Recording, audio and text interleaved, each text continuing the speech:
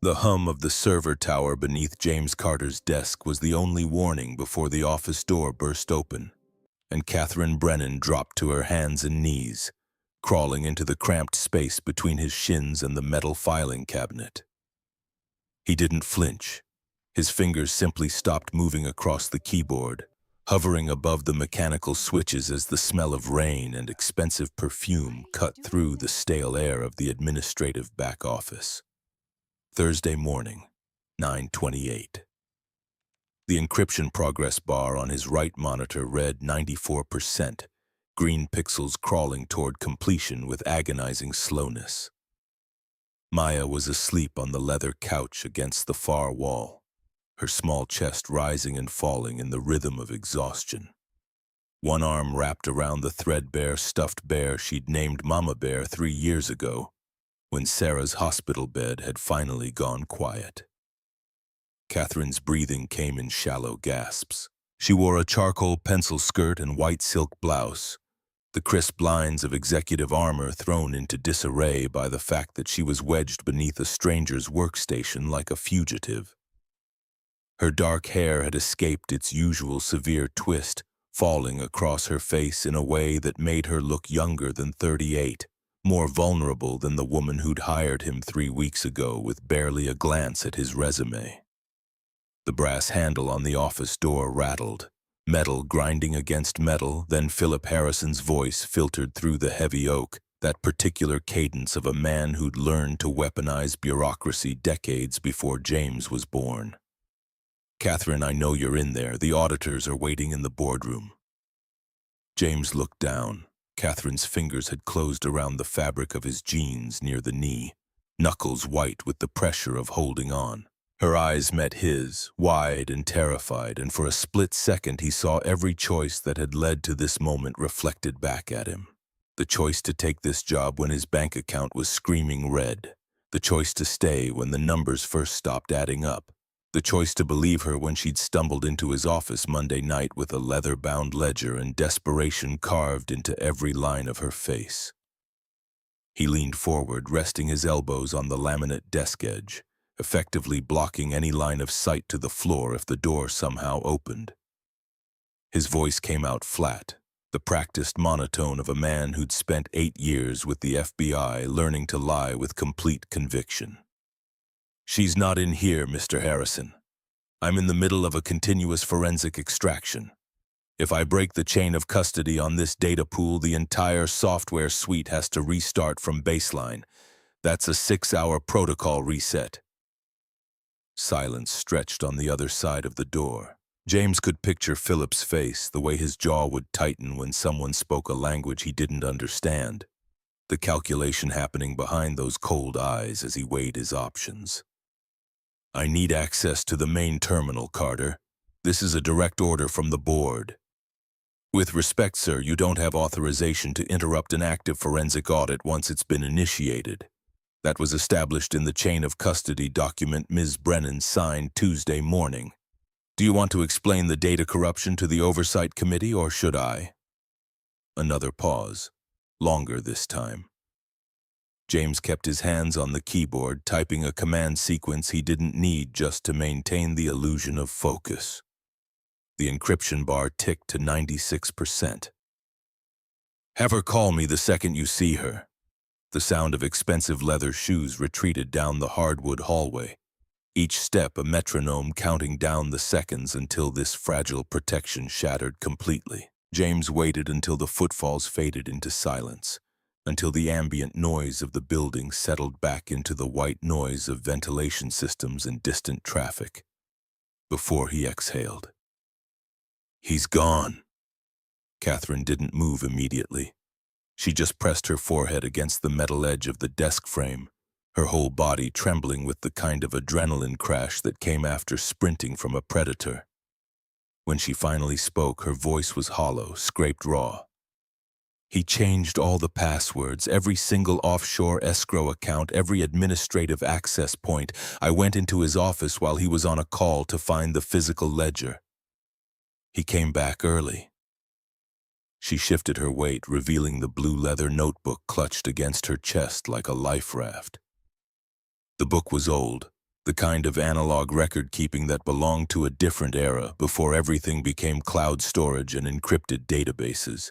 James had seen it before, Monday night when this whole nightmare had crystallized from vague suspicion into hard evidence. "Come up here." He pushed his chair back, giving her room to maneuver. Catherine scrambled out from under the desk with jerky, anxious movements, smoothing her skirt down and trying to reassemble some semblance of dignity. She stood by the window, gray Seattle morning light washing out her features, making her look like a ghost of the confident woman who'd walked him through the gallery's pristine exhibition halls 3 weeks ago. If he'd seen me in that hallway holding this... She stopped, swallowed hard. "The preliminary audit starts in 30 minutes. If I can't prove he routed the gallery's endowment into that shell company network by then, I don't just lose my job. The board will press criminal charges to cover their own liability." James didn't offer sympathy. Pity was cheap currency, and she didn't need it. Instead, he reached out and pulled the blue ledger toward him across the desk.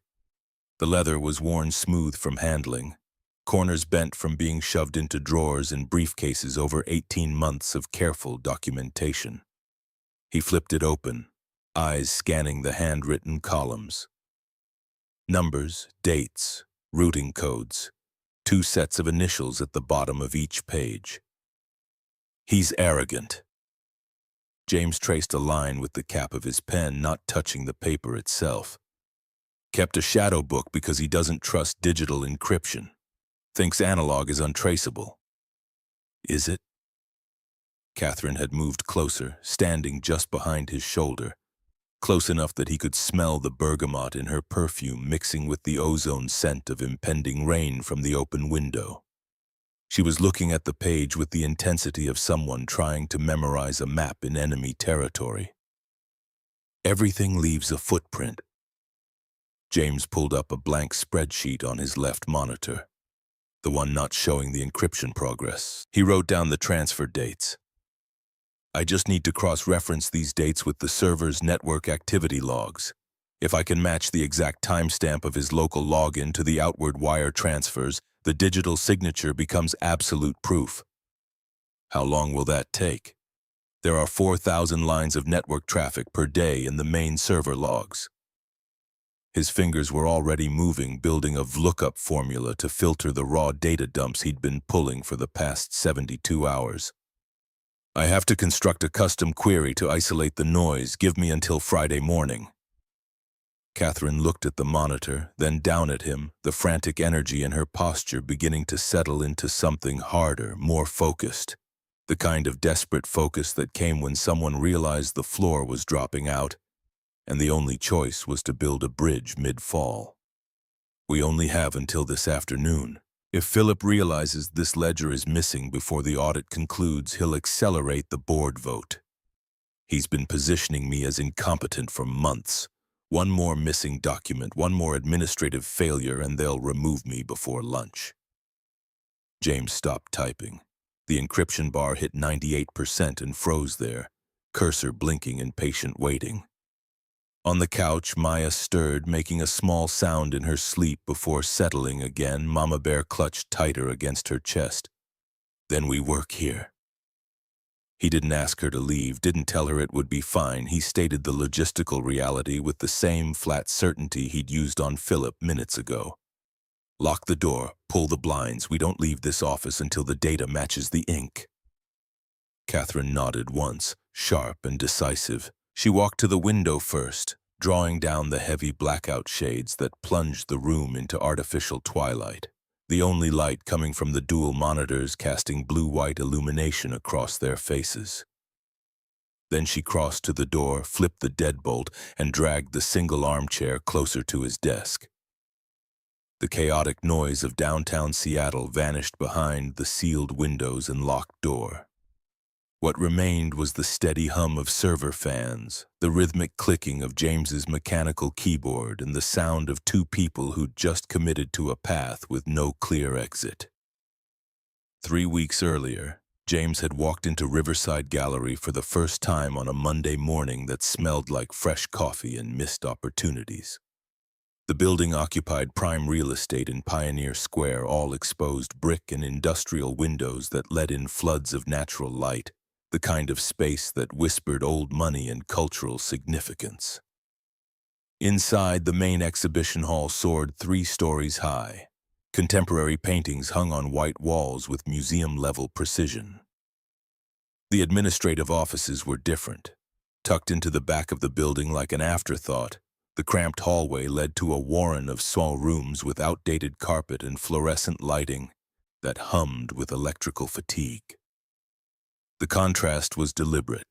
All the budget and attention focused on the public-facing spaces while the machinery that kept everything running operated in genteel poverty.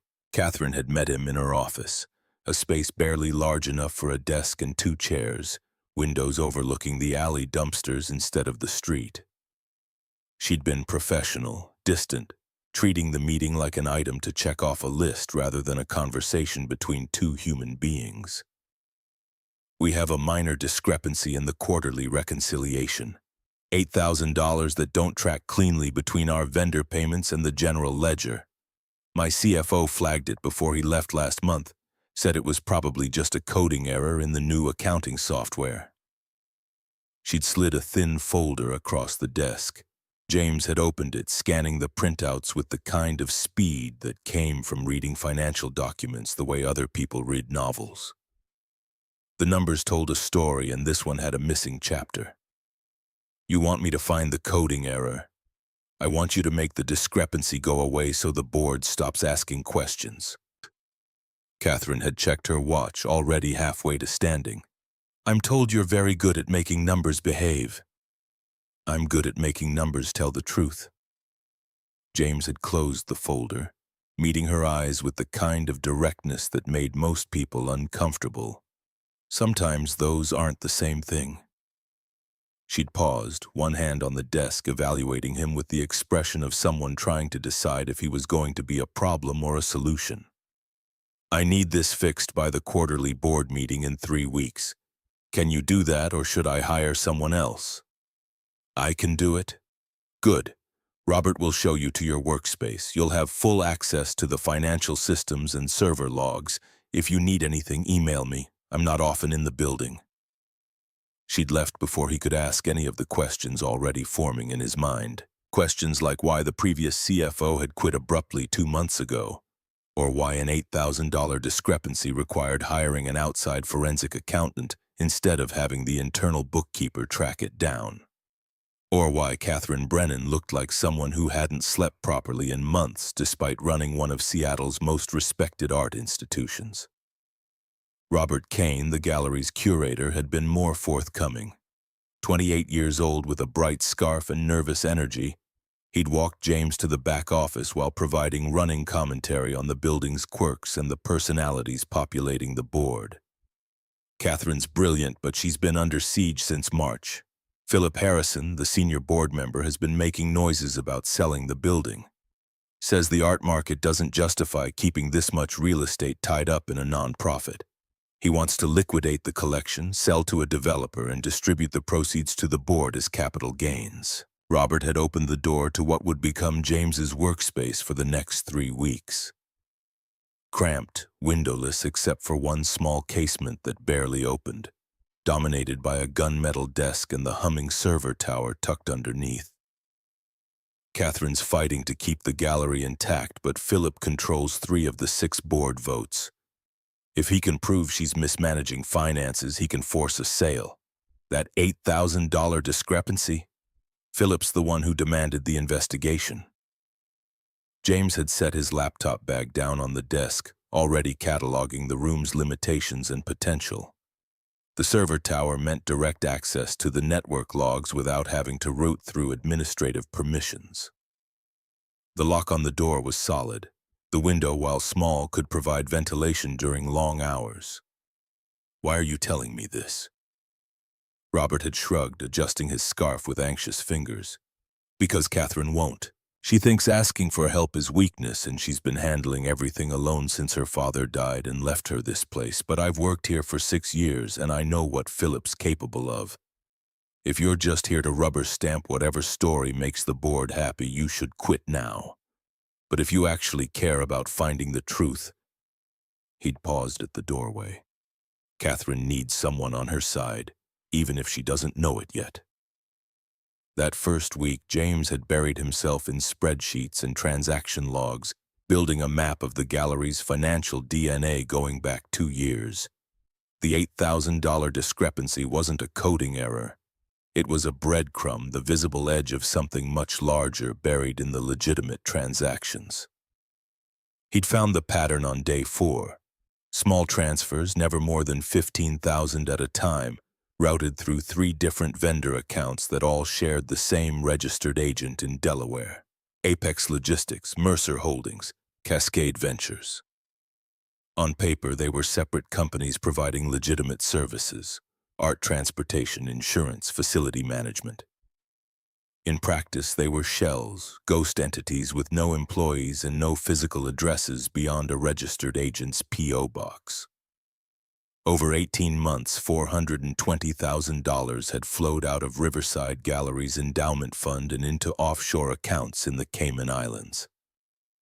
The transfers were small enough to avoid triggering automatic fraud alerts, spaced irregularly enough to look like normal business operations, and buried in enough legitimate vendor traffic that only someone actively looking for the pattern would ever notice. James had noticed. By the end of week 2, he'd mapped the entire network.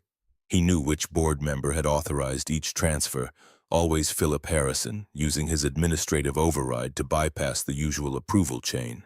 He knew which attorney had drafted the shell company incorporation papers, Susan Mitchell, the gallery's own legal counsel, creating an elegant closed loop where every document looked legitimate on its face. What he didn't know was why. Greed was obvious, but the execution suggested planning, patience, and a specific endgame that went beyond simple theft. He'd been building that answer, cross-referencing property records and business filings, when Catherine had burst into his office Monday night at 8:14 in the evening, rain-soaked and carrying the blue leather ledger like evidence from a crime scene. Now, Thursday morning at 9:45, the encryption bar finally hit 100% and chimed softly. James clicked through the confirmation dialogue and ejected the flash drive, slipping it into his pocket. The network activity logs were now sealed behind 256-bit encryption, locked in a read-only partition that Philip couldn't access or delete even with administrative credentials.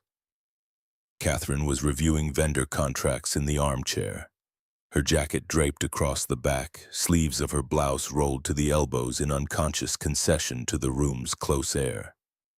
She'd been silent for the past hour, working with the intense focus of someone who knew every minute counted. On the couch, Maya shifted position, her eyes blinking open slowly. She sat up, rubbing her face with small fists, mama bear falling into her lap. When she saw Catherine, her expression brightened with the easy acceptance of a 6-year-old who didn't question why a strange woman was in Daddy's office at an unusual hour. "Good morning, sweetheart." James kept his voice low, the automatic gentleness that came with 3 years of single parenting. "Did you sleep okay?" Maya nodded, then looked at Catherine with frank curiosity. "Who's the lady?" "This is Ms. Brennan. She works here. We're helping her with a problem." "What kind of problem?" Catherine glanced up from her papers, clearly uncertain how to explain embezzlement and corporate fraud to a child. James answered before the silence could stretch. "The kind where someone's been doing bad things with numbers and we need to prove it so they can't hurt people anymore." Maya considered this with the seriousness she brought to all of life's questions. Then she slid off the couch, walked to the desk where James kept her art supplies in the bottom drawer, and pulled out her sketch pad and colored pencils. She settled cross-legged on the floor and began to draw. Catherine watched this routine with something like fascination, as if witnessing a ritual from a foreign culture. James recognized the expression. People without children often looked at him that way when he seamlessly integrated Maya into whatever situation they'd found themselves in. The assumption was that kids required constant attention and management, that having a child present meant everything else had to stop. James had learned different in the hospital during Sarah's final months. Maya had sat in ICU waiting rooms, had eaten vending machine dinners, had fallen asleep on uncomfortable chairs while doctors delivered progressively worse news. She'd learned to be present without demanding the center of attention, to observe and process and adapt. It wasn't fair that a 3-year-old had needed to develop that skill, but fairness wasn't a variable James could control. "She's very well behaved." Catherine's voice carried genuine surprise. "She's been through more than most adults, taught her to be observant." Maya glanced up at that, smiled at her father, then returned to her drawing. James pulled up the first batch of network logs and began the painstaking work of correlation, matching handwritten dates from Philip's ledger to digital timestamps in the server records. The gallery had been his home since Monday evening. After Catherine had brought him the ledger after they'd made the decision to fight instead of run, James had called his regular babysitter and arranged for Maya to stay overnight. But Wednesday morning, the sitter's mother had been hospitalized and backup options had evaporated. So Maya had come to the office, had eaten lunch from the break room vending machines, had quietly entertained herself while her father waged war in spreadsheets and SQL queries. It wasn't ideal, but Ideal had died 3 years ago in a hospice room that smelled like antiseptic and lavender, and James had learned to work with what remained. At 10:15, Maya brought her drawing to Catherine's chair and held it up without preamble. Catherine looked down, clearly unsure of protocol, then took the paper carefully as if it might break. The drawing showed a woman in a dark dress standing in front of what looked like paintings on a wall. But the woman's face had no smile, just a straight line for a mouth and empty circles for eyes. "Why doesn't she smile?" Catherine's voice had gone soft, the executive armor cracking just slightly. "Because nobody asks if she's tired." Maya said it like stating an obvious fact, the kind of wisdom that came from being a child who noticed everything. "You look tired." Catherine stared at the 6-year-old girl with something close to shock.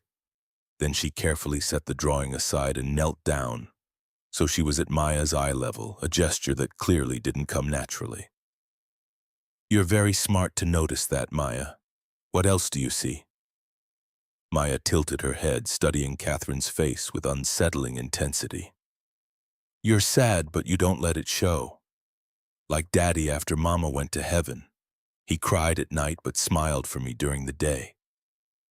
The room went completely quiet except for the server fans and the distant sound of traffic. James stopped typing, watching this interaction unfold with the careful attention of someone who'd just witnessed his daughter crack open another person's carefully constructed defenses in under 2 minutes. Catherine's expression did something complicated, cycling through surprise and recognition and grief before settling into something more honest than James had seen from her in 3 weeks. She reached out slowly, giving Maya time to pull away if she wanted, and tucked a loose strand of hair behind the girl's ear. "Your daddy is very lucky to have someone as observant as you." "I know." Maya said it without arrogance, just fact. "He says Mama made me this way. She noticed everything too." "What was your mama like?" The question came out tentative, as if Catherine was testing whether this topic was allowed. James could have stepped in, could have redirected, but Maya had her own relationship with Sarah's memory and didn't need him to manage it. "She was brave." Maya climbed into the armchair next to Catherine, completely comfortable invading a stranger's space. "She had purple eyes. Not really purple. Daddy says they were dark blue, but I remember them as purple. And she laughed a lot, even when she was sick. She told Daddy to keep helping people after she was gone, because that's what heroes do." Catherine looked across the room at James, a question in her eyes that she didn't voice. He gave a small nod, permission to engage with this topic that had become part of their family mythology. "Your daddy is helping me right now. Does that make him a hero?" Maya considered this seriously. He's always been a hero, but sometimes heroes have to rest and be sad too. That's what Mama said. She made him promise that after she went to heaven, he'd let himself be happy again. Not right away, but someday. The weight of that statement settled over the room like snow. Catherine pressed her lips together, clearly fighting some emotion she didn't want to show in front of a child she'd just met. When she spoke again, her voice was rough. "Your mama sounds like she was very wise." "She was. Daddy keeps her picture on our kitchen wall so I can say good morning to her, and her wedding ring on a chain in his drawer, and her favorite book on the shelf even though it's too grown up for me." Maya leaned against Catherine's arm with the easy trust of someone who'd decided this person was safe.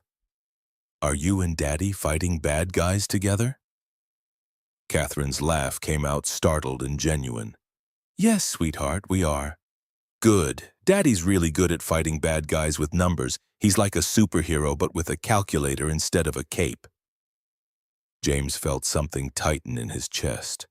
That familiar combination of pride and grief that came every time Maya demonstrated how much she'd absorbed from the past 3 years. She'd learned to find strength in the story of her parents instead of drowning in the loss, and watching her extend that narrative to include Catherine in the role of ally made him realize how much his daughter wanted him to move forward, even if he wasn't sure how. Catherine was looking at him now with an expression he couldn't quite parse. Part gratitude, part wonder, part something that looked like longing for a kind of connection she'd clearly never experienced. "Why don't you draw me something happy?" Catherine handed Maya the purple pencil from the art supply pile. "Something with smiles in it." Maya beamed and returned to the floor with her sketch pad, immediately absorbed in her new project. Catherine stayed in the armchair, but her posture had changed, less rigid, more present. "She's remarkable." Catherine kept her voice low enough that Maya wouldn't hear. "How do you do it? Work and parent alone after—" She stopped, clearly unsure if finishing that sentence was appropriate. "After Sarah died?" James didn't flinch from the words. "You figure it out because the alternative is not an option. Maya needs stability, routine, honesty. I work jobs that let me be present even if they don't pay as well as the FBI did. I bring her with me when I have to. I let her see me be sad sometimes because pretending everything's fine teaches her to suppress instead of process." "That's not what I meant. I meant how do you make it look easy?" "It's not easy. It's just necessary." James returned his attention to the monitor, highlighting a cluster of network entries that matched an August 14th transfer. People confuse those things. Necessary can look like easy from the outside, but it's usually just the result of not having any other choice. Catherine absorbed that in silence. Then she stood, walked to the window, and peered through a gap in the blackout shade at the alley below. "My mother left when I was 8. Just walked out one morning and never came back. My father raised me alone, taught me everything he knew about running this gallery, then died of a heart attack in this building 4 years ago. I've been trying to preserve his legacy ever since, but I don't know how to ask for help. Don't know how to let people in without feeling like I'm admitting I'm not strong enough to handle it myself." It was the most personal thing she'd said in 3 weeks. James didn't respond immediately, letting the confession settle into the room's close air. Strength isn't the same thing as isolation. He glanced over at Maya, who was humming softly while she drew. "Took me 2 years to figure that out. Used to think asking for help meant I was failing Sarah's memory. Then I realized she'd be furious if I tried to do everything alone just to prove I could." "What changed your mind?" "Maya got pneumonia, spent 4 days in the hospital, and I couldn't be both parent and provider simultaneously. My neighbor, this 70-year-old woman I'd barely spoken to, showed up with groceries and sat with Maya so I could go home and shower. Didn't ask permission, just helped, and I had to accept it or collapse." Catherine turned from the window, and for the first time since Monday night, she looked less like an ice queen defending a fortress and more like a woman who'd been holding a crumbling structure together with nothing but willpower and stubbornness. "I'm glad you stayed. After Monday, when I brought you that ledger, I expected you to quit. Would have understood if you did." I thought about it. James pulled up another data set, eyes scanning for patterns. Went home that night, looked at Maya sleeping and realized she was watching me make a choice. Stay safe and walk away from someone who needed help, or stay and fight even though it's dangerous. Sarah always said the most important lessons aren't the ones you teach with words. What did Sarah do before she got sick? Emergency room nurse. Spent 12 years running toward crises while everyone else ran away. Used to joke that she married me because I was the only person who didn't think her job was crazy. He smiled at the memory, the ache of it less sharp than it used to be. She'd have liked you, I think. Respected the fact that you're trying to protect something bigger than yourself. Catherine returned to her chair, picking up the vendor contracts but not really reading them anymore. I built this gallery into what it is now. 15 years of finding artists nobody else would show. Creating space for voices that get ignored everywhere else. If Philip succeeds, all of that disappears. The building becomes condos, the art gets auctioned off piecemeal. And another opportunity for community vanishes because someone decided profit matters more than purpose.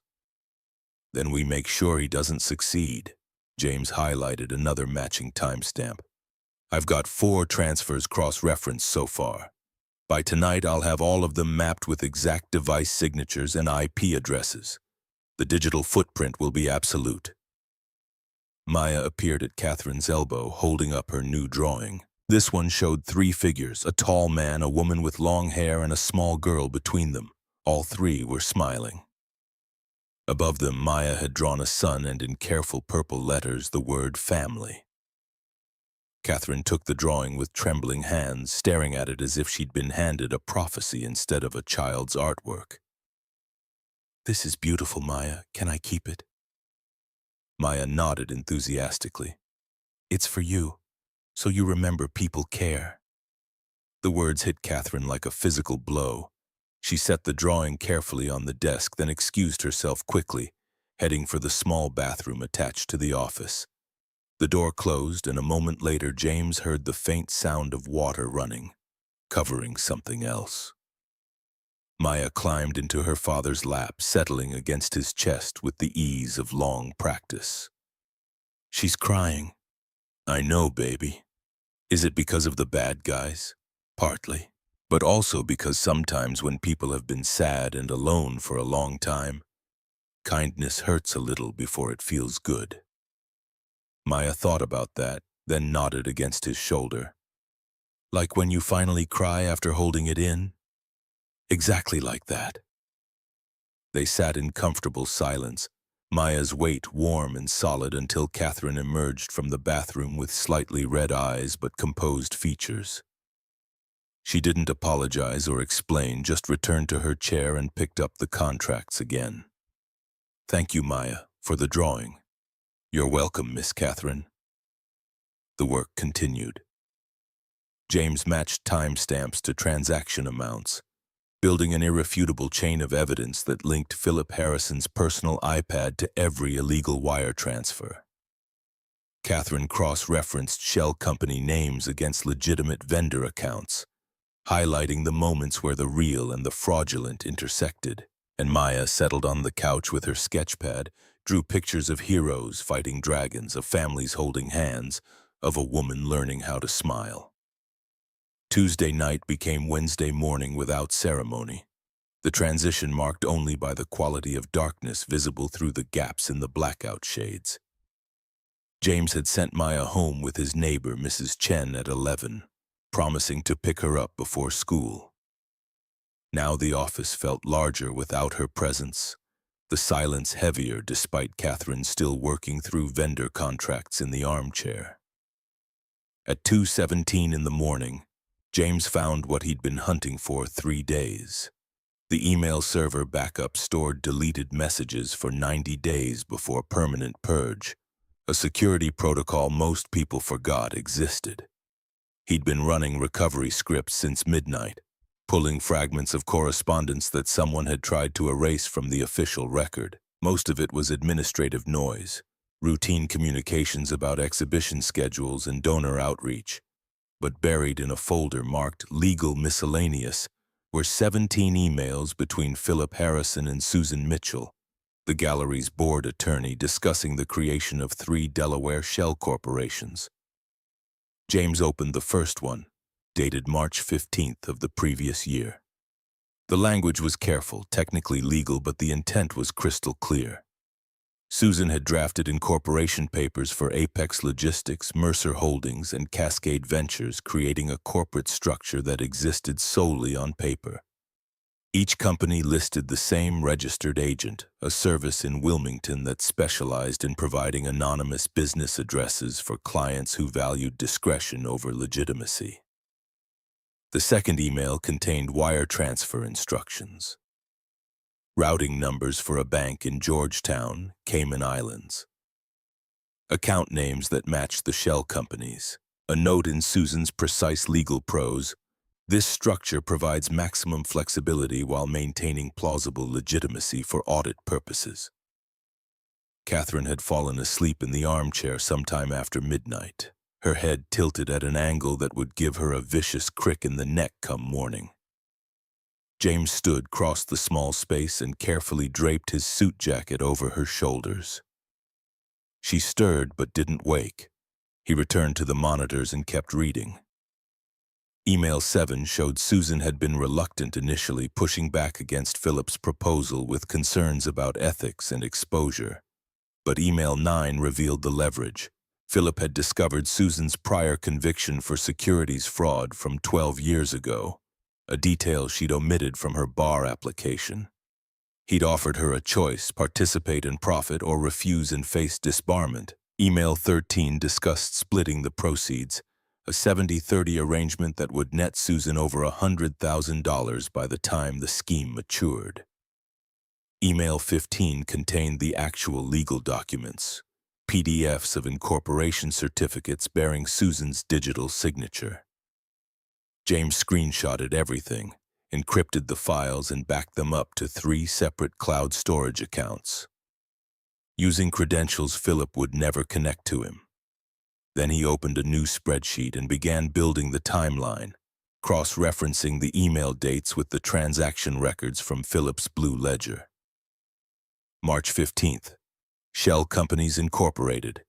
April 2nd, first wire transfer, $45,000 to Apex Logistics, ostensibly for art transportation services that never occurred. May 19th, second transfer, $38,000 to Mercer Holdings for insurance premiums on a policy that didn't exist. The pattern emerged with mathematical precision. Every 6 to 8 weeks, another transfer, always under $50,000 to avoid triggering federal reporting requirements. Always justified with fake invoices that Susan had helpfully drafted to make the paper trail look legitimate. By the time James finished mapping the entire network, dawn was leaking through the shade gaps, turning the office air from black to gray. Catherine woke with a start, disoriented, one hand going to her neck as predicted. What time is it? 6:15 Wednesday morning. She processed this, then noticed his jacket across her shoulders and carefully removed it, folding the fabric with unconscious precision. Did you sleep at all? 3 hours on the couch. Enough. James rotated his chair to face her. I found the accomplice. Catherine's exhaustion evaporated instantly, replaced by sharp alertness. She moved to stand behind him, reading the emails displayed across both monitors. Susan. The name came out flat, drained of affect. We've worked together for 6 years. She helped me navigate my father's estate after he died. I trusted her. Philip had leverage. Found out she'd lied on her bar application about a prior conviction. Gave her a choice between participating or losing everything. That doesn't make it better. Catherine's fingers were white where they gripped the back of his chair. She still chose to help him destroy what my father built. Still chose profit over integrity. James didn't argue the point. Explanations weren't the same as absolution, and Catherine's anger was both justified and necessary. People who'd been betrayed by those closest to them needed to feel that betrayal fully before they could move past it. We have her digital signature on every shell company and corporation. We have emails discussing the split of proceeds. Combined with Philip's physical ledger and the network logs, we can prove systematic fraud involving both of them. Catherine pulled the second chair closer, sinking into it as the implications cascaded. If Susan's compromised, that means every legal document she's drafted for the gallery in the past 18 months is suspect. Every contract, every filing, every piece of governance documentation. Probably not all compromised, just the ones that helped facilitate the theft. James pulled up a new window showing property records he'd been researching in parallel. But there's another layer we haven't discussed yet. He displayed Seattle Metro property records for 3 downtown addresses, luxury penthouses in a development called Meridian Tower, each listing a recent purchase with 20% cash deposits. The buyer on all 3, Philip Harrison, using a personal LLC as the purchasing entity. He used the stolen money as real estate deposits. Catherine leaned forward, scanning the numbers. Betting on appreciation. Better than that. Look at the development timeline. James highlighted a news article from the Seattle Times, dated 2 months prior. Meridian Tower broke ground on the site of a former art gallery that sold to developers last year. The seller was Philip's brother-in-law, who made $8 million on the deal. The pieces locked together with terrible clarity. Catherine's face went through several expressions in rapid succession. Confusion, understanding, rage, before settling into cold determination. He's not just stealing from us. He's planning to do the same thing here. Sell Riverside Gallery to developers, pocket millions in commission, then use our endowment money to invest in the luxury real estate that gets built on our corpse. The audit is his catalyst. If he can prove financial mismanagement and pin it on you, the board votes to sell. He already has the buyer lined up, I'd bet. Probably his brother-in-law's development company. Clean transaction on paper, massive payday for everyone involved. Catherine stood abruptly, pacing the small office with contained fury. How long have you known about this? Suspected it Monday when I found the property deposits. Confirmed it last night after cross-referencing the development company's ownership structure. Philip owns 18% through his LLC. And you didn't tell me. I told you what you needed to know when you needed to know it. Finding out your attorney is corrupt and your board member is planning to destroy your legacy for real estate profit. That information doesn't help you function, it just adds weight. James met her eyes without apology. You needed to focus on gathering evidence and preparing for the audit. Now you need to focus on what comes next. The anger in Catherine's expression shifted, not disappearing but redirecting itself toward more productive targets. She returned to the desk, picking up Philip's blue ledger and flipping through it with new understanding. What comes next is making sure both of them go down publicly, not just fired, not just quietly removed. I want everyone to see exactly what they did and who they really are. Then we need more than emails and property records. James pulled up the network activity logs again. We need the digital signature that proves Philip personally initiated these transfers from his device at specific times while sitting in board meetings where he was voting to investigate you for the same crimes he was committing. Catherine checked her watch. I need to go home, shower, change. Be back here by 8 to prepare for the audit at 9:30. Maya has a cardiology appointment at 10, heart murmur follow-up. James said it without inflection, the same way he discussed any logistical reality. I need to take her. The investigation will have to pause for 2 hours. Catherine froze halfway to the door. Her heart. Is she okay? Congenital defect, minor but requires monitoring. Every 6 months we do an ultrasound to make sure the murmur isn't developing into something that needs intervention. He was already shutting down the analysis programs, saving his work to encrypted partitions. It's routine, but it's also non-negotiable. Nothing matters more than my daughter's health, including this case. The statement hung in the air between them, a line drawn in permanent marker. Catherine absorbed it, processed it, and nodded with what looked like genuine respect. Of course. Family first, always. She paused at the door. Will you be back before the audit? Depends on how backed up the clinic is. If I'm not here, Robert has instructions to delay them. Tell them the server is running security updates, offer coffee, be apologetic and inefficient. James pulled up the encryption protocols, beginning the process of locking everything behind passwords only he could access.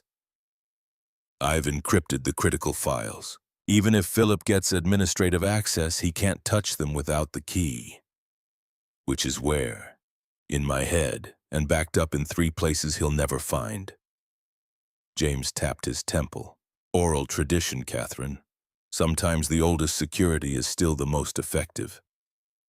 She managed a tired smile at that, the first genuine expression of humor he'd seen from her in 72 hours. Your daughter is lucky to have you. I'm lucky to have her. She's the only thing that kept me vertical after Sarah died. Turns out having someone depend on you for everything is better than therapy. Catherine left and James finished securing the digital fortress they'd built over 3 sleepless days. Every file encrypted, every backup secured, every potential attack vector locked down behind layers of authentication that would take weeks to crack even with professional tools. At 7:30, he drove to Mrs. De Chen's apartment to pick up Maya, finding her already dressed and eating cereal at the kitchen table. His neighbor waved off his attempts to pay her for the overnight babysitting, insisting that neighbors help neighbors and money made it transactional instead of human. Maya chattered about the dream she'd had, something involving dragons and purple crayons, while James navigated morning traffic toward the Pediatric Cardiology Center in Capitol Hill.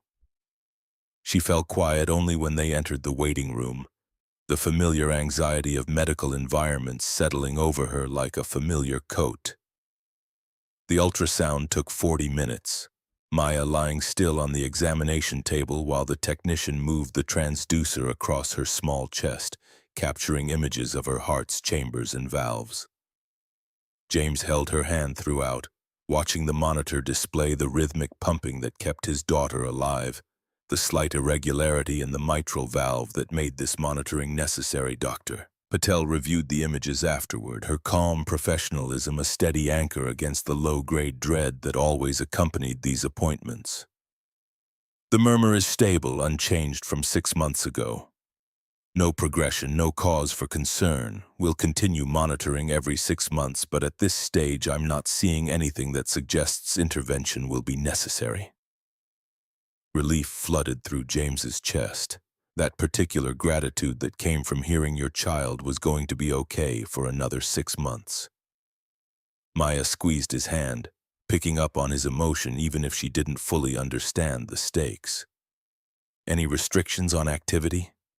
James already knew the answer but asked anyway, needing the confirmation. None. Let her be a normal 6-year-old. Run, play, live. Dr. Patel smiled at Maya. Your heart is doing great, kiddo. Keep being awesome. They were back in the car by 11:15, James calculating that he could make it to the gallery by noon if traffic cooperated. His phone buzzed with a text from Catherine. Auditors started early. Robert is running interference, but we're running out of delay tactics. James called instead of texting, putting the phone on speaker while he navigated toward downtown. Catherine answered on the first ring, her voice tight. Where are you? 20 minutes out. What's happening? Philip called the auditors in at 9 instead of 9:30. Robert tried the server backup excuse, but their lead auditor brought her own access credentials. They're trying to pull the network logs now, but everything's encrypted. A pause. Sound of a door closing in the background. Philip knows something's wrong. He keeps asking where you are, says he needs to verify your credentials before allowing you to present findings. Stall them. I'm almost there. James glanced in the rearview mirror at Maya, who was watching the city pass by her window. Tell them I'm compiling the final forensic report and it requires precise formatting to maintain chain of evidence integrity. They want the raw data, not a formatted report. Raw data is encrypted. They can have it when I decrypt it, which requires me to be physically present at the terminal. Federal Forensic Protocol non-negotiable. James cut through a gap in traffic, earning an annoyed horn from a delivery truck. Catherine, listen to me. Everything we need is already secured, but I have to be there to present it. Don't let them access the servers without me. How am I supposed to stop them? Philip has board authority. You're the gallery director. The servers contain donor information, artist contracts, proprietary exhibition data. Tell them data protection laws require executive approval before external parties can access sensitive institutional records. James could hear the weakness in that argument even as he said it, but it was better than nothing. Buy me 15 minutes. The line went quiet except for ambient office noise. Then Catherine's voice came back, harder now, resolved. I'll buy you 20, but James, if this doesn't work, if Philip gets ahead of us, he won't. I promise you he won't. The words came out with more certainty than James felt, but doubt was a luxury he couldn't afford. Trust me. I do. That's what scares me. She hung up, and James focused on driving, calculating routes and probabilities while Maya hummed quietly in the back seat. They were 10 blocks from the gallery when his phone rang again. Unknown number, local area code. He answered cautiously. Carter. A woman's voice, professional but urgent. Mr. Carter, this is Susan Mitchell. I'm the gallery's attorney. We need to talk before you present anything to the auditors. James felt every muscle in his body tense. He pulled into a loading zone, putting the car in park so he could give this conversation his full attention. I'm listening. I know what you found. The emails, the shell companies, the property records. I know you've connected me to Philip's embezzlement scheme. Susan's voice was steady, no panic, just grim acceptance. I'm calling because I want to offer you a deal. I don't make deals with people who helped steal from nonprofits. Then consider it information exchange rather than a deal. A pause, the sound of a door closing. I've been cooperating with the FBI for 3 weeks. They approached me after tracking the offshore accounts during a separate money laundering investigation. I agreed to wear a wire, gather evidence, and testify against Philip in exchange for immunity. James's grip tightened on the steering wheel. In the back seat, Maya had stopped humming, sensing the shift in her father's energy. You're telling me the FBI already knows about this? They know about the embezzlement and the offshore routing. What they don't know about is the real estate scheme or the plan to sell the gallery. That's outside their investigation scope. Susan's voice dropped lower. I made bad choices, Mr. Carter. Philip had leverage and I was scared, and I convinced myself I was just creating legal structures, not actively participating in fraud, but watching Catherine lose everything while I sat silent. I couldn't do it anymore. So you turned informant to save yourself. I turned informant to stop being complicit. There's a difference, even if the motivation isn't pure. A breath, shaky. The auditors currently in that boardroom? 2 of them are FBI agents. The audit is cover for them to seize the servers and obtain evidence for federal prosecution. But they need you to decrypt those network logs. Without your cooperation, the case stalls. James processed this information, cross-referencing it against everything he'd learned over 3 weeks. The timeline made sense. The early audit call, Philip's increasing desperation, Susan's carefully worded emails that documented crimes while leaving herself plausible deniability. Why tell me this now? Because if you walk into that boardroom without knowing the FBI is involved, you might say something that compromises their investigation. And because I need you to understand that when this goes public, I'm not the villain you think I am. I'm cooperating, I'm testifying, I'm trying to make it right. Making it right would have been refusing to help in the first place. James kept his voice flat, refusing to offer forgiveness she didn't deserve. But cooperation is better than obstruction. So here's what happens next. You do exactly what the FBI tells you. You provide every piece of evidence they request, and you stay out of my way while I prove what Philip did to Catherine. Agreed. One more thing. Susan hesitated. Philip doesn't know I flipped. He thinks I'm still his ally.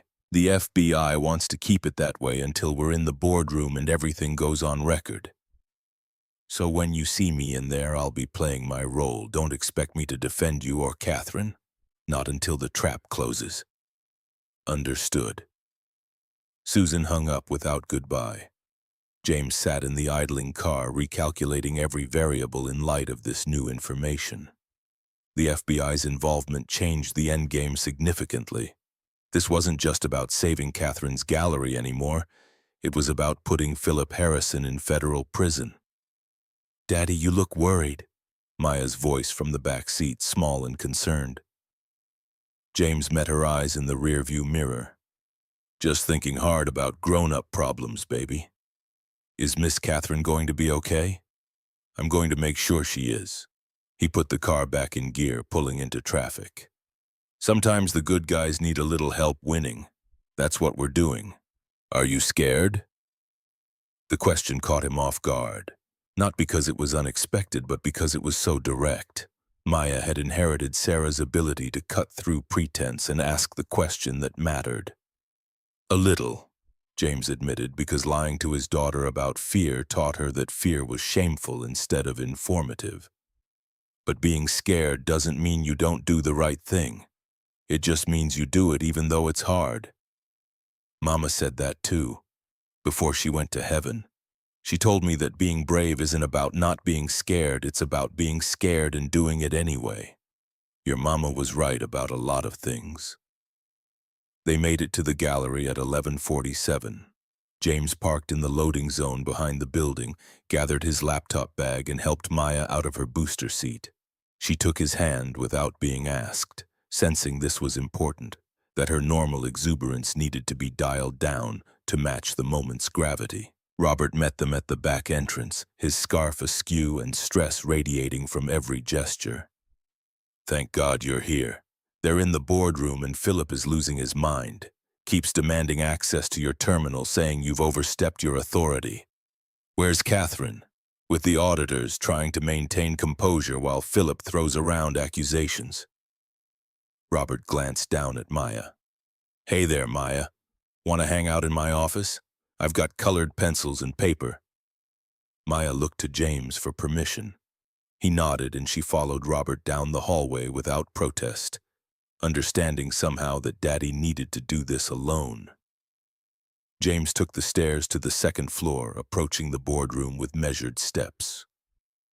Through the glass walls, he could see 5 people around the conference table. Catherine at one end, Philip at the other, and 3 auditors in between. 2 of them, a middle-aged woman in a gray suit and a younger man with military posture, had the particular alert stillness of federal agents trying to look like accountants. He pushed open the door and every head turned toward him. Philip stood immediately, pointing an accusatory finger. "You're late, Carter. We've been waiting over an hour for access to the encrypted files." James set his laptop bag on the table, making deliberate eye contact with each person before responding. The lead auditor, the woman in gray, gave him an almost imperceptible nod. "FBI," confirming Susan's information. "I had a family medical emergency. My daughter's cardiology appointment couldn't be rescheduled." James pulled out his laptop, connecting it to the boardroom's display system. "But I'm here now, and I have everything you need to complete your audit. We don't need your editorial. We need raw server logs." Philip's face was flushed, his usual corporate polish cracking under pressure. "Unencrypted, unfiltered data that we can verify independently." Federal forensic protocol requires encrypted storage of sensitive financial data during active investigations. I'll decrypt the files now and walk you through the findings. James entered his password, watching his desktop populate across the large monitor at the front of the room. Unless you'd like to explain to federal auditors why you're demanding violation of chain of evidence procedures. The lead auditor, her badge would later identify her as Special Agent Margaret Reeves, spoke for the first time, her voice carrying bureaucratic authority. Mr. Carter's approach is consistent with proper forensic accounting standards. We'll review his presentation. Philip's jaw tightened, but he sat back down, recognizing he'd been outmaneuvered. Susan Mitchell, seated to his left, kept her expression carefully neutral, playing her role as Philip's legal counsel. James opened the first encrypted partition, displaying the network activity logs he'd spent 3 days analyzing. The data appeared on screen in neat columns: timestamps, IP addresses, device identifiers, transfer amounts. Over the past 18 months, $420,000 has been transferred from Riverside Gallery's endowment fund to offshore accounts in the Cayman Islands. The transfers were initiated from an internal network IP address and routed through 3 shell companies registered in Delaware. James highlighted the first transaction. April 2nd of last year, $45,000 to Apex Logistics, ostensibly for art transportation services. He pulled up the corresponding invoice, displaying it next to the network log. This invoice was created to justify the expense, but Apex Logistics has no employees, no office, no equipment. It exists only as a legal entity registered to a Delaware agent who specializes in anonymous corporate structures. Catherine was watching the presentation with fierce attention, her hands folded on the table to keep them from shaking. Philip's expression had gone from angry to carefully blank, the look of a poker player who'd just realized his bluff was being called. The network logs show that all 23 transfers originated from the same device, an iPad with MAC address 7B4F3A92CC1D. James displayed the device registration records. This iPad is registered to Philip Harrison's personal Apple ID, purchased on his corporate credit card, and connected to the gallery's secure Wi-Fi network exclusively from the boardroom. He overlaid the transfer timestamps with the board meeting calendar, showing perfect correlation.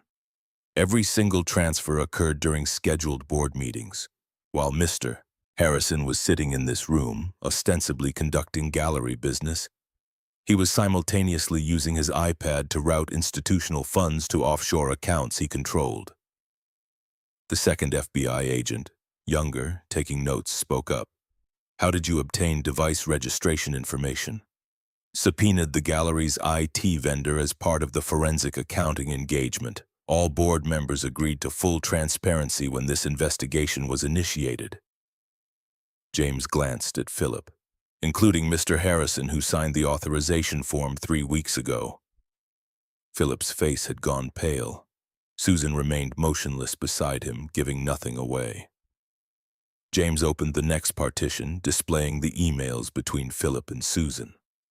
The shell companies were created by Susan Mitchell, the gallery's legal counsel, beginning in March of last year. She drafted the incorporation documents, established the offshore banking relationships, and created fake invoices to justify each transfer. Catherine's eyes snapped to Susan, betrayal written across her features. Susan met her gaze briefly, then looked away. Ms. Mitchell was coerced into participation. James kept his voice neutral, presenting facts without editorial. Mr. Harrison discovered she'd omitted a prior securities conviction from her bar application and threatened her with disbarment if she didn't cooperate. Special Agent Reeves leaned forward. Mr. Carter, do you have evidence of this coercion? Email dated March 10th last year. Harrison to Mitchell, subject line, mutual interests. James pulled it up. Quote, I've discovered some interesting details about your application history. We should discuss how this information might be managed to our mutual benefit. The email appeared on screen and Susan's shoulders slumped fractionally. The mask was cracking. James continued methodically, walking through each piece of evidence. The property records showing Philip's real estate investments, the development company ownership structure, the connection to his brother-in-law's previous gallery sale. He built the narrative with mathematical precision, each fact clicking into place like gears in a machine designed to crush Philip's carefully constructed fraud. By the time he finished, 40 minutes had passed and the air in the boardroom felt heavy with consequences. Special Agent Reeves stood producing FBI credentials from her jacket. "Mr. Harrison, Miss Mitchell, I'm Special Agent Margaret Reeves with the FBI's Financial Crimes Unit. We've been investigating this matter for 4 weeks based on information provided by a confidential informant." Philip's face went through rapid calculations, trying to determine who'd betrayed him. His eyes landed on Susan and understanding dawned. "You!" The word came out strangled. "You've been cooperating with them." Susan met his fury with tired resignation. "I made a deal, Philip. Immunity for testimony. I'm done being complicit in your fraud." "You're done?" Philip's voice rose, corporate polish shattering completely. "You drafted every document. You created the structure. You're as guilty as I am. That's why I'm testifying against you instead of sitting in prison beside you." Susan pulled a small recording device from her purse, setting it on the table. "And I've been wearing a wire for 3 weeks, documenting every conversation we've had about destroying evidence and framing Catherine." The recording device sat between them like a grenade. Philip stared at it, watching his entire scheme collapse in real time. The second FBI agent stood, moving to Philip's side. "Philip Harrison, you're under arrest for wire fraud, money laundering, and conspiracy to commit financial crimes. You have the right to remain silent." James stepped back from the table as the arrest proceeded, catching Catherine's eye. She was crying, silent tears of relief and vindication running down her face unchecked. He gave her a small nod. "We did it." And she returned it with something that looked like gratitude mixed with disbelief. Robert appeared in the doorway, Maya beside him, taking in the scene with wide eyes. James crossed to them quickly, not wanting his daughter to witness more of the arrest than necessary. "Is the bad guy caught?" Maya's voice was a whisper. "Yes, baby, the bad guy is caught. Because you're a hero with numbers." James picked her up, feeling her small arms wrap around his neck. "Because I kept my promise, just like Mama taught me." Behind him, Philip Harrison was being led out of the boardroom in handcuffs, his empire of fraud dismantled by spreadsheets and server logs and one forensic accountant who'd refused to walk away when walking away would have been safer. Catherine remained at the table, flanked by FBI agents and the wreckage of 18 months of embezzlement, finally free of the accusation that had been suffocating her since March. And in James's arms, Maya hummed softly, content in the knowledge that her father had fought the bad guys and won. The FBI processing took 4 hours, statements recorded in sterile interview rooms with fluorescent lighting that leached color from everything. James sat across from Special Agent Reeves while Maya colored at a children's table in the corner, drawing what looked like knights fighting dragons with purple crayons. "Walk me through how you identified the pattern." Reeves had her recorder running, pen poised over a legal pad despite the digital backup. James reconstructed the investigation chronologically, explaining how the $8,000 discrepancy had been designed as misdirection. A small enough problem to justify hiring outside help, but large enough to establish Catherine as careless with institutional funds. Philip had wanted an external investigation, had specifically requested someone without FBI connections who wouldn't recognize the larger pattern. "He didn't know about my background, thought I was just a freelance accountant who needed the money." James glanced at Maya, checking that she was absorbed in her artwork and not listening. "Catherine hired me based on a referral from her insurance broker. No way for Philip to know I'd spent 8 years in the Bureau's Financial Crimes Division before they pushed me out. Reeves looked up from her notes. Your termination wasn't in the file I reviewed, because it was technically a resignation. My supervisor was taking kickbacks from a construction company we were supposed to be investigating. I documented it, reported it through proper channels, and was told to drop it or face reassignment to a field office in Montana. James kept his voice level, stating facts without bitterness. I had a 3-year-old daughter who'd just lost her mother. Montana wasn't an option, so I resigned before they could bury me somewhere that would destroy what was left of my family. Did you report the supervisor's misconduct to OPR? Filed a complaint with the Office of Professional Responsibility, provided evidence, and watched them conduct an investigation that concluded there was insufficient evidence to pursue charges. James met Reeves's eyes. I learned that institutional protection matters more than individual integrity, so I stopped expecting the system to fix itself and started doing the work on my own terms. Reeves set down her pen. For what it's worth, that supervisor retired last year under circumstances that suggest your complaint wasn't entirely ignored. These things move slowly, but they move. Slowly doesn't help the people being hurt in the meantime. No, it doesn't. Reeves closed her notebook. Which is why people like you matter, Carter. You could have walked away from this gallery situation. Protected yourself and your daughter by staying out of federal fraud prosecution. But you didn't.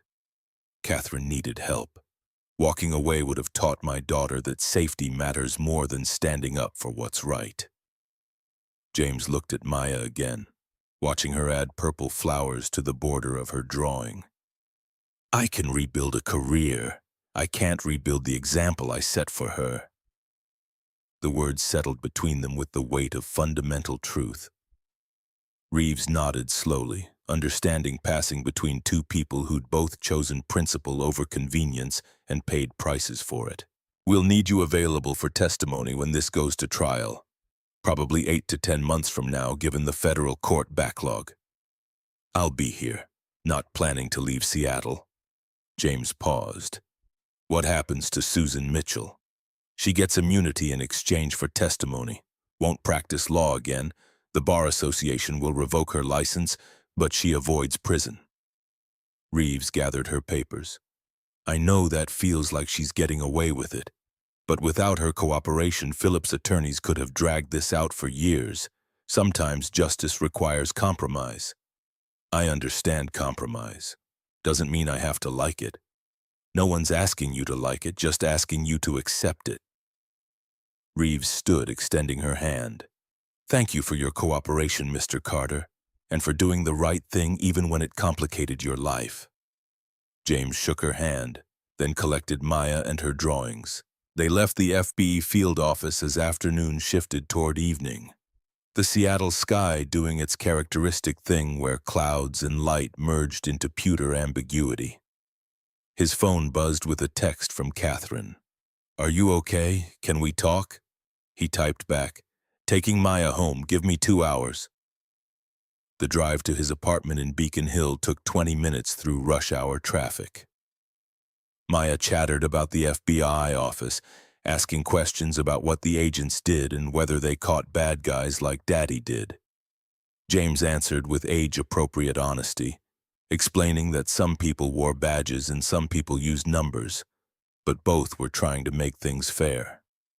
Mrs. Chen met them at the building entrance, having watched from her window for their return.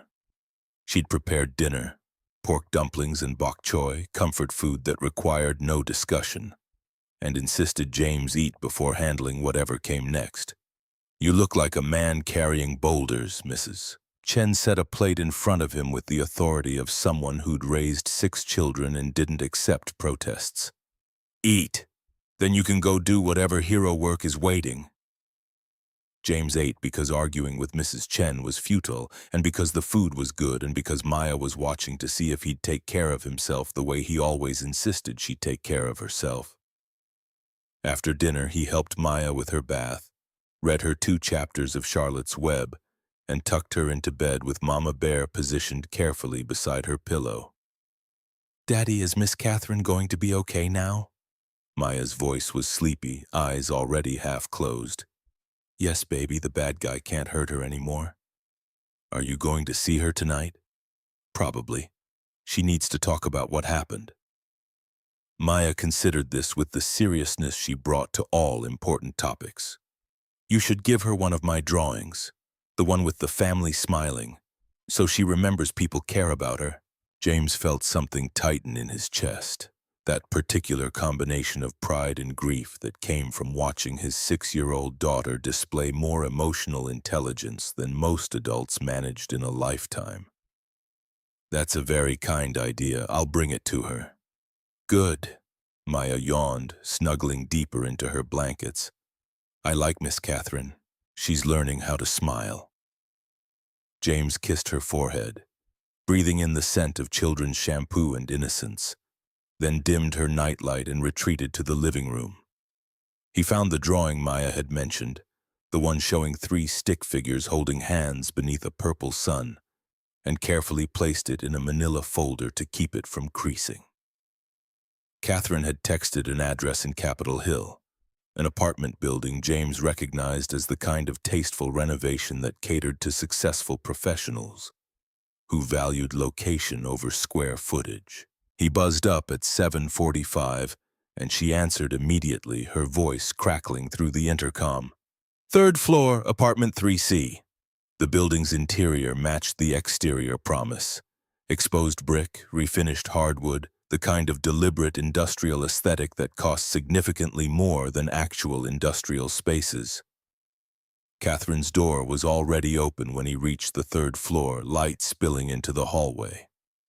She'd changed from her boardroom attire into jeans and a loose sweater, hair down and slightly damp from a recent shower. The transformation was startling, stripping away the executive armor to reveal someone younger, more vulnerable, more human. "Come in, please." The apartment was small but beautifully appointed. One large room serving as combined living and dining space, kitchen visible through an archway, bedroom presumably behind the closed door to the left. Art covered every wall. Not expensive pieces, but personal ones. Photographs and sketches and paintings that suggested Catherine had spent years cultivating relationships with artists who gave her work as gifts rather than transactions. "I wasn't sure you'd actually come." Catherine gestured toward the couch, a worn leather piece that looked inherited rather than purchased. "After everything today, I thought you might want distance from the whole situation. You asked me to come, and Maya insisted I bring you this." James handed her the folder containing the drawing. "She thought you might need a reminder that people care." Catherine opened the folder and her expression crumpled when she saw the smiling stick figure family. She pressed one hand to her mouth, fighting tears, then carefully set the drawing on her coffee table like it was something precious. "Your daughter is extraordinary." "She is, gets it from her mother." James remained standing, unsure of the protocol for this situation. "How are you holding up?" "I don't know. Relieved that it's over. Angry that it happened at all. Terrified about what comes next." Catherine moved to the kitchen, pulling down 2 wine glasses. "The board held an emergency meeting this afternoon, voted unanimously to accept my continued leadership and issued a formal apology for not investigating Philip's accusations more thoroughly before letting them damage my reputation." "That's good. It's necessary, not sure it's good." She poured red wine into both glasses, handed one to James. "They apologized because they have to, because they're covering their own liability, not because they actually believe I deserve it." James accepted the wine but didn't drink immediately. "Do you want to stay on as director?" The question clearly caught Catherine off guard. She lowered herself onto the couch, staring at her glass as if it contained answers instead of Merlot. "I've been asking myself that since the handcuffs went on Philip. This gallery has been my entire adult life. My father built it, I expanded it, and I genuinely believe we do important work supporting artists who'd be ignored everywhere else." She took a long drink. but I'm also exhausted. 15 years of fighting for funding, justifying our existence to board members who see art as investment portfolios instead of cultural necessity. Maybe it's time to let someone else carry that weight. What would you do instead? I have no idea. That's the terrifying part. Catherine looked at him directly. You walked away from the FBI, started over in a completely different context. How did you know it was the right choice? James sat in the armchair across from her, finally taking a sip of wine while he formulated an answer that honored the complexity of the question. I didn't know it was right. I just knew staying was impossible. After Sarah died, I had about 6 months of accumulated leave that let me be present for Maya during the worst of the grief. But when I came back, my supervisor made it clear that family emergencies weren't acceptable excuses for declining dangerous assignments or refusing to relocate. He set his glass down. I could have fought it, filed grievances, escalated to higher administration. But fighting would have taken energy I didn't have while raising a traumatized 3-year-old alone. So I chose the path that let me be the father Maya needed, even if it meant walking away from a career I'd spent a decade building. Do you regret it? Some days, when the freelance work dries up and I'm calculating whether I can afford Maya's medication and rent in the same month, yeah, I regret not having FBI salary and benefits. James met Catherine's eyes, but then Maya comes home from school excited to tell me about her day, or draws me a picture to celebrate solving a hard math problem, and I remember why I made the choice. I can rebuild a career. I only get one chance to be present for her childhood. Catherine absorbed that, turning her wine glass in slow circles on the table. The board offered me a 3-year contract extension with a significant raise. Enough money to hire an assistant director and actually delegate some of the administrative burden. She laughed without humor. All I have to do is pretend the past 18 months didn't happen and continue performing competence for people who were ready to let me take the fall for Philip's crimes. You don't owe them performance. James kept his voice gentle but firm. You don't owe them anything except honest evaluation of whether this work still serves you. How do I know? How do I separate what I actually want from what I think I should want because it's what my father would have expected? The question hung in the apartment's quiet air. Outside, Seattle traffic hummed its evening song, and somewhere in the building a dog barked once before falling asleep. You're asking the wrong person. I make decisions based on a 6-year-old's needs, not abstract principles about purpose and legacy. James leaned forward, elbows on knees. But if I had to guess, I'd say the fact that you're asking the question means you already know the answer. People who genuinely want to stay don't wonder if they should leave. Catherine set down her wine glass and stood, pacing to the window that overlooked the street. The autumn evening had turned the city into a collection of lights against darkness. Each window a small universe of people navigating their own complicated choices. When I was 8 and my mother left, my father sat me down and told me that some people run when things get hard and some people stay and build something worth defending. He said the difference between those two types of people was what defined character. She pressed her palm against the glass. I've spent 30 years trying to be the person who stays and builds. But maybe I've been confusing stubbornness with character. Maybe knowing when to let go is its own form of strength. It is. James knew that with certainty born from experience. I held Sarah's hand while she died, and the hardest thing I've ever done was letting her go when the machines couldn't keep her alive anymore. Staying would have been easier, pretending there was still hope, denying the inevitable. But she needed me to be strong enough to release her, to accept that love sometimes means choosing the harder path. Catherine turned from the window, and in the apartment's soft lighting she looked less like an Ice Queen CEO and more like a woman who'd been carrying impossible weight for far too long. Tell me about her, about Sarah. You've mentioned her in fragments, but I want to understand who she was. The request surprised James, but he recognized it for what it was. Catherine reaching for connection, trying to understand how someone moved forward after catastrophic loss. He thought about deflecting, keeping Sarah's memory private, but there was something in Catherine's expression that suggested she needed this conversation as much as he needed to remember. She was an emergency room nurse, spent 12 years running toward crises while everyone else ran away. Met her when I brought in a suspect who'd been injured during arrest, and she read me the riot act for not getting him medical attention faster. James smiled at the memory. I was 24, convinced I knew everything. She was 26 and actually did know everything that mattered. I asked her out 6 times before she said yes. What changed her mind? I stopped trying to impress her and started being honest about who I was. Admitted I was scared of the work sometimes, that I'd joined the FBI because my father had been an agent and I didn't know what else to do with a criminology degree. James picked up his wine glass, swirling the liquid absently. She told me later that she said yes because I'd finally stopped performing competence and admitted vulnerability, said she couldn't be with someone who pretended to have everything figured out. Catherine returned to the couch, curling her legs beneath her in a posture that looked more comfortable than anything James had seen from her in 3 weeks. How long were you married? 8 years.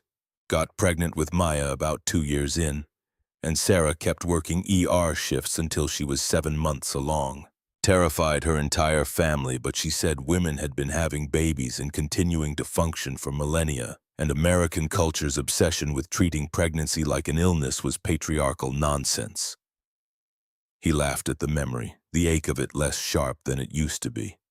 Maya was born healthy. Sarah took 3 months leave, then went back to saving lives. We had 5 good years before the diagnosis. Breast cancer. Stage 3 when they found it.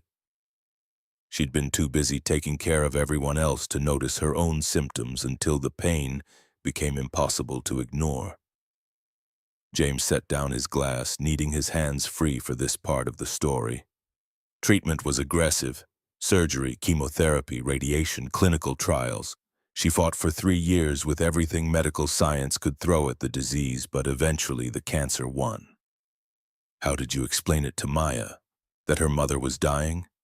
As honestly as I could without destroying her. Told her that sometimes people's bodies stop working right, and doctors try to fix them, but sometimes they can't. James felt the familiar tightness in his chest that came with remembering those conversations. Sarah wanted Maya to understand death as part of life, not something to be terrified of or ashamed to discuss. So we talked about it like we talked about everything else, with truth and gentleness and the acknowledgement that grief was normal. Catherine was crying now, tears running silently down her face. She didn't wipe them away or apologize for them, just let them exist as natural response to tragedy. Maya was 3 when Sarah died. Does she remember her? Some things. Sensory memories more than specific events. The way Sarah's hair smelled like lavender, her laugh, the songs she used to sing at bedtime. James pulled his phone from his pocket, found a photo, and handed it to Catherine. I keep pictures everywhere. Talk about Sarah like she's still part of our family, because she is. Maya knows her mother was brave and kind and loved her completely. That's not nothing.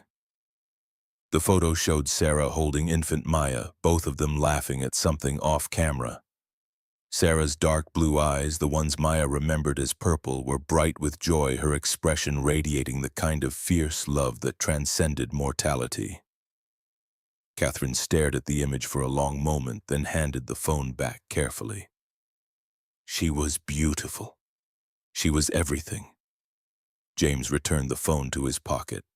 And loving her, losing her, learning to live in the aftermath, all of it taught me that security isn't about avoiding pain, it's about building a life strong enough to withstand pain when it inevitably arrives. The apartment fell quiet except for ambient city noise filtering through the windows. Catherine wiped her face with her sleeve, composing herself with visible effort. I think I've been afraid of exactly that. Building something real enough to lose. Easier to maintain distance, keep everyone at arm's length, convince myself that professional success was sufficient. She looked at Maya's drawing on the coffee table.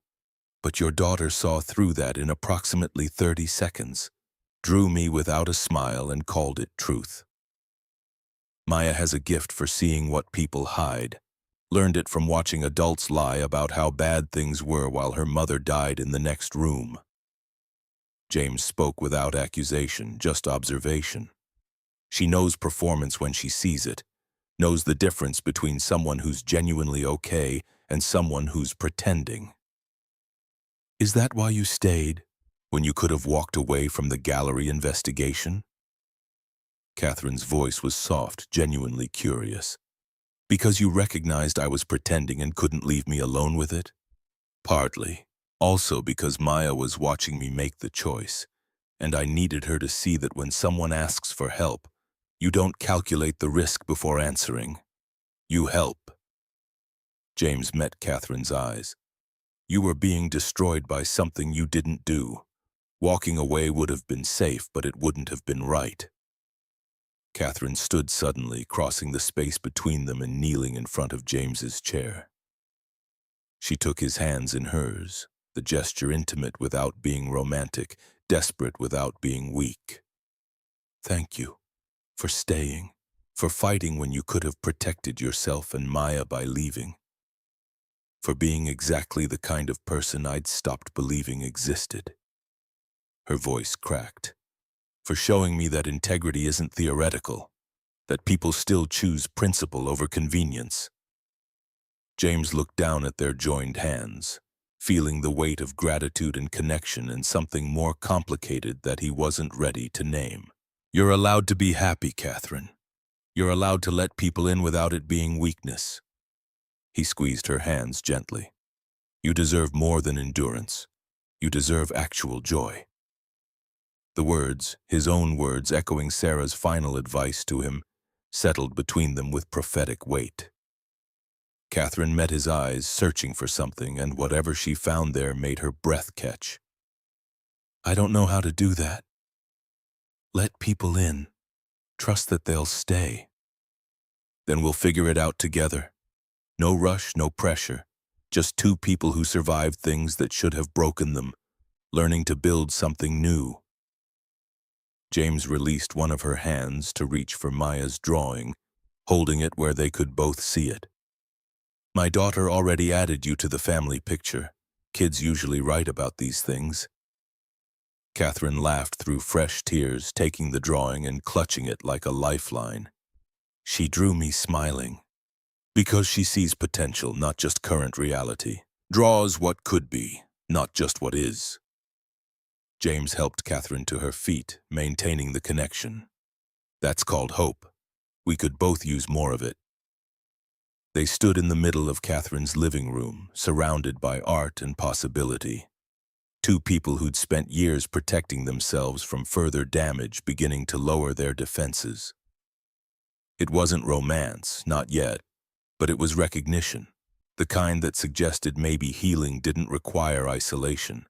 Maybe strength came from connection rather than independence. Stay for dinner? Catherine's voice was tentative, offering without demanding.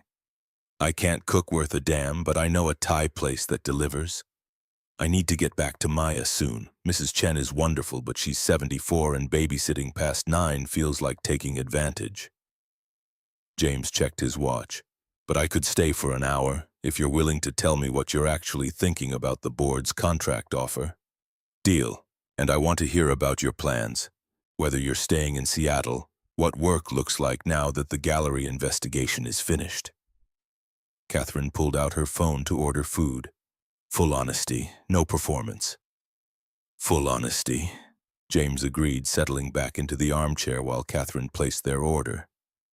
They talked for the next hour, conversation flowing with the ease of people who'd survived crisis together and could now afford vulnerability. Catherine admitted she was leaning towards stepping down as director, possibly taking a consulting role that would let her work with artists without the administrative burden of institutional politics. James confessed that the gallery case had reminded him why he'd loved financial investigation, that maybe it was time to build a legitimate forensic accounting practice instead of piecing together freelance jobs. When the food arrived, they ate sitting on the floor around the coffee table, continuing to trade histories and hypotheticals. Catherine described her father, a man who'd believed art could change communities if given proper support. James talked about Sarah's conviction that helping people was its own reward, that measuring success in saved lives rather than accumulated wealth was the only metric that mattered. At 9:15, James stood to leave, and Catherine walked him to the door. "Thank you for coming, for listening, for treating me like a person instead of a professional obligation." She hugged him impulsively, the gesture stiff at first, and then softening into genuine connection. "I know this is complicated. You have Maya to think about, your own healing to prioritize, but I'd like to stay in touch, if that's something you're open to." James returned the hug, feeling how perfectly Catherine fit against his chest, how natural it felt to offer comfort. "I'd like that too. No expectations, no timeline, just two people who respect each other figuring out what friendship looks like." He pulled back enough to meet her eyes. "Maya already likes you. That's not a small thing. She's protective of our family structure, careful about who gets added to it. I like her too. She's wise and honest and kind. Everything I wish I'd been at 6. Catherine smiled, and it transformed her face into something radiant. "Maybe she can teach me." She'd love that. Kids always looking for people to share her wisdom with.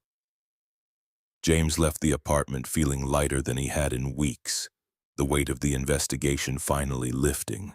The case was solved, justice was progressing through its bureaucratic channels, and Catherine was safe. More than that, he'd found something unexpected in the wreckage, the possibility of connection, the suggestion that healing didn't require isolation. 18 months later, James stood in Riverside Gallery's main exhibition hall, watching Maya explain her artwork to a cluster of interested patrons. The fall exhibition opening had drawn Seattle's art community in force, the gallery's resurrection from near destruction now part of its mythological appeal. Maya's piece, a large canvas showing 3 figures holding hands beneath a purple sun, hung in the place of honor near the entrance, professionally framed and accompanied by a placard that read, "Family, Hope After Loss," by Maya Carter, age 7. Catherine appeared at James's elbow, radiant in a dark green dress that brought out the warmth in her eyes. She'd stepped down as director 6 months ago, taking a consulting position that let her mentor emerging artists without the burden of board politics. The new director, a brilliant curator from Portland, had maintained Catherine's vision while bringing fresh energy to institutional operations. "She's a natural." Catherine watched Maya demonstrate her technique to an elderly couple, the girl's enthusiasm infectious. "Already has 3 people asking about commissioning work. I'm going to have to explain that 7-year-olds don't take commissions." James slipped his arm around Catherine's waist, the gesture so natural now that he barely registered doing it. Though knowing Maya, she'll negotiate her own terms and end up running an art empire by age 12. Catherine laughed, leaning into him. "Your daughter is going to change the world. I'm just grateful I get to watch it happen." "Our daughter," James corrected gently, the possessive pronoun still new enough to feel momentous. "You're part of this family now." Maya made that clear when she started calling you Mom Catherine to distinguish you from Mama Sarah. The progression from Catherine to Miss Catherine to Mom Catherine had happened organically over 18 months of dinners and bedtime stories and hospital visits, when Maya's heart murmur required monitoring. Catherine had learned to braid hair and help with math homework and explain why purple was the best color for important drawings. She'd integrated into their small family unit not by replacing Sarah, but by adding to the foundation Sarah had built. James had proposed 3 months ago, standing in his kitchen while Maya decorated cookies and got flour everywhere. No grand gestures, no elaborate planning. Just a simple question. Will you marry us? Catherine had said yes immediately, then burst into tears and hugged Maya while trying not to get frosting on her work clothes. They'd set a date for next spring, a small ceremony in the gallery's sculpture garden with Maya as both flower girl and best person. Sarah's memory would be honored, a photo on the altar, her favorite flowers in the arrangements, acknowledgement that second loves didn't erase first ones but expanded the definition of family. I keep thinking about that first day you came to the office. Catherine watched Maya move to the next cluster of patrons. How I treated you like a disposable contractor, someone to solve a problem and disappear. I was so wrong about everything. You were protecting yourself. I understood that even then. James pressed a kiss to her temple. Took you a while to let the armor down, but it was worth the wait. Your daughter helped. Hard to maintain emotional distance from a 6-year-old who draws you without a smile and tells you nobody asks if you're tired. Catherine smiled at the memory. She saw through every defense I'd built in about 30 seconds. Maya noticed them watching and waved enthusiastically, gesturing for them to come look at something. They crossed the exhibition hall together, navigating through the opening night crowd to where Maya stood beside a second painting. This one was new, completed just last week. It showed 4 figures now, the same 3 from the original family drawing plus a smaller addition. Sarah's face, rendered in Maya's developing artistic style, hovered above them like a guardian angel, her purple eyes watching over the family she'd left behind. I wanted Mama to be part of the exhibition too, Maya explained to the gathered patrons. Because she's still part of our family. She just lives in our hearts instead of our house. James felt his throat tighten, the familiar grief mixing with pride at how Maya had learned to carry Sarah's memory forward without being crushed by it. An elderly woman in the crowd spoke up, her voice gentle. That's beautiful, sweetheart. What do you call this piece? Maya considered the question seriously. I call it Second Love's Honor First Ones, because that's what Dad taught me. You don't forget people who loved you. You add new love to the love that's already there. The crowd murmured appreciation, several people visibly moved by a 7-year-old's wisdom. Catherine's hand found James's, squeezing tight. Later, after the patrons had dispersed and Maya had been collected by Mrs. Chen for a sleepover that would let James and Catherine attend the after-party without worry, they stood alone in the empty gallery. I never thought I'd get this. Catherine gestured at the space around them. A second chance, a family, the freedom to build something new without abandoning what my father created. You earned it, by being brave enough to ask for help when everything was falling apart, by trusting that vulnerability wasn't weakness. James pulled her close. Sarah would have liked you, you know. She always said I needed someone who'd challenge me to be better. I like to think she'd approve, that she'd see I'm not trying to replace her, just trying to love the family she built. Catherine looked up at him. Do you think Maya really is okay with all this? The engagement, the wedding plans, calling me Mom, Catherine? Maya is more than okay. She's been campaigning for this since you showed up at that first hospital appointment and brought her a teddy bear. James kissed her forehead. Kid's always known what she wanted. Just took the adults a while to catch up. They left the gallery as autumn darkness settled over Seattle, walking hand in hand toward the parking garage. Behind them, Maya's painting glowed under gallery lights, a family expanded by love, honored by memory, proof that endings and beginnings could coexist in the same frame. James had learned that security wasn't about avoiding loss. It was about building a life strong enough to survive loss and still find reasons to hope. Sarah had taught him to fight for what mattered. Maya had taught him to keep his heart open. And Catherine, Brilliant, damaged, healing Catherine had taught him that second chances didn't diminish first loves. They honored them by proving that the capacity for love wasn't finite, that hearts could expand to hold both grief and joy simultaneously. 3 weeks later, James received official notification that Philip Harrison had been sentenced to 12 years in federal prison for wire fraud and money laundering. Susan Mitchell's immunity deal held, her testimony having been instrumental in securing the conviction. The gallery's stolen funds were being recovered through asset forfeiture, the money returned to the endowment that would continue supporting artists for decades to come. Justice moved slowly, but it moved. James forwarded the sentencing information to Catherine with a simple message. "It's really over now." She replied immediately, "No, it's really beginning." And standing in his kitchen while Maya practiced piano in the next room, Sarah's photograph smiling from the wall, Catherine's engagement ring sitting in his drawer waiting for the right moment to present it properly.